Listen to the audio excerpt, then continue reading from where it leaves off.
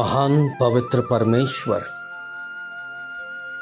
आप कितने ही उत्तम गुरु हैं जो हम सबों को अपने वचन से गाइड करते हैं, अपना नेतृत्व देते हैं और हमें प्रभु व्यवहारिक जीवन जीने के लिए या नैतिक जीवन जीने के लिए उत्साहित करते हैं। आपका वचन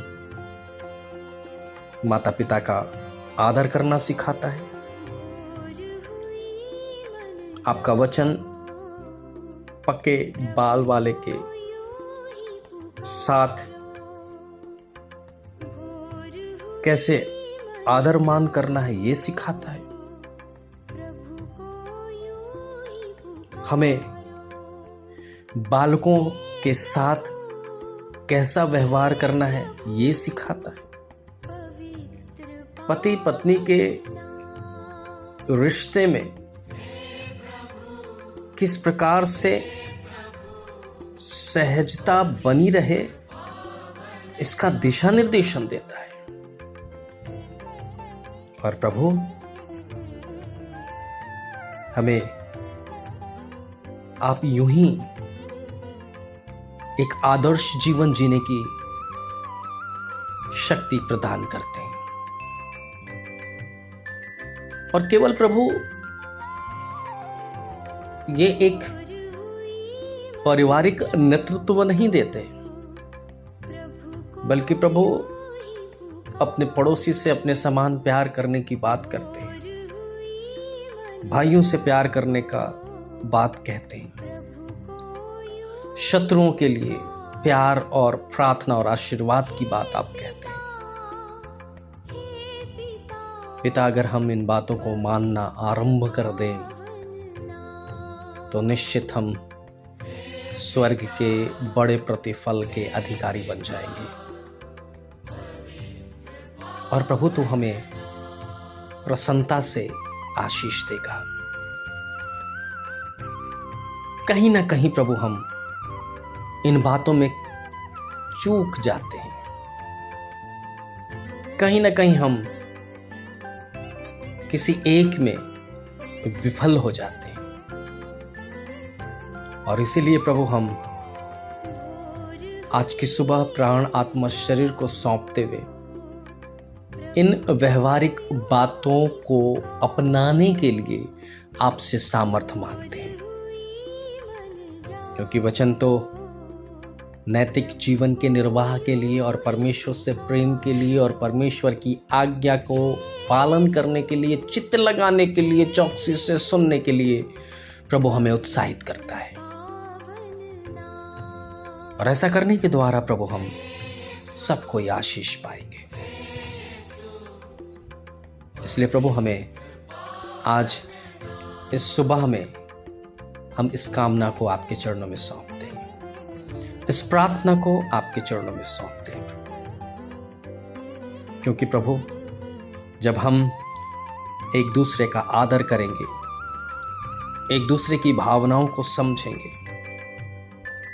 तो प्रभु तू हम सबों को धर्मी मनुष्य की नाई उस नाली के किनारे लगाए गए वृक्ष की तरह बना देगा, जिसके पत्ते कभी मुरझाते नहीं और अपनी ऋतु में वो फलता है, अर्थात एक फलवंत जीवन जीता है। अगर हम प्रभु इन आदर्श रूपी बातों को स्वीकार करते हैं तो हम खजूर की नाई फूले और फलेंगे। और प्रभु हम आपसे यही कहते हैं कि ऐसा होने दे प्रभु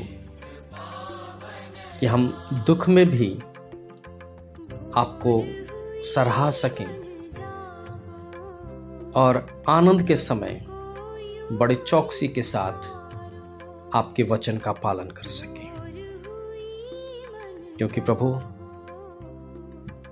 हमें मालूम है कि हम मनुष्य हैं और अस्तित्व हमारा मट्टी है। इसलिए प्रभु जो आदर, जो भय भक्ति आज हमने मांगी है उसे प्रभु हमारे सबके जीवन से प्रभु पूरा होने दे। हमें प्रभु ऐसा बना दे प्रभु कि हम आपके स्तुति, महिमा, ज्ञान, धन्यवाद, सामर्थ और शक्ति और आदर जो युगान युग है उसमें हम बने रहे प्रभु। और जिस प्रकार से प्रभु यीशु मसीह जो मेमने के रूप में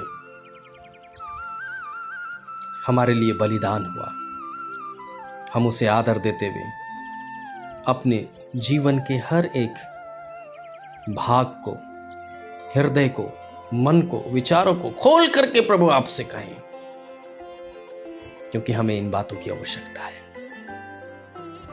और जब हम इनका निर्वाह करना सीख जाएंगे प्रभु, तो दुनिया की कोई भी विपत्ति हमें छू नहीं सकती, चाहे वो बीमारी हो, चाहे अकाल हो, चाहे जोखिम हो या तलवार हो या नंगाई हो या भूख हो या प्यास हो। दुनिया का कोई भी विरोधाभास कार्य प्रभु हमें टच नहीं करेगा, छू भी नहीं पाएगा, क्योंकि आप हमारे शरण स्थान और बल बन जाएंगे। दुष्ट आत्माएं डरेंगी, भागेंगी प्रभु, बीमारियां पराजित हो जाएंगी और स्वामी बहनें संतानें जनेंगी और पुरुष मेहनत का फल खाएगा। और ये सब कुछ ऐसा इसीलिए होगा प्रभु क्योंकि हम अपने जीवन से आदर देना और आपके वचन का पालन करना सीखा है। और नहीं सीखा है प्रभु तो हमें सिखाइए, हमें बताइए कि हम किस प्रकार से अपने जीवन में आपको आदर देते हुए धार्मिकता का प्रतिफल कमा सकें। हम सबों के साथ हो, अपनी दया में बनाए रखें। यीशु मसीह के नाम से उस विनती को मांगते हैं, दया से सुने और ग्रहण करें। आमीन।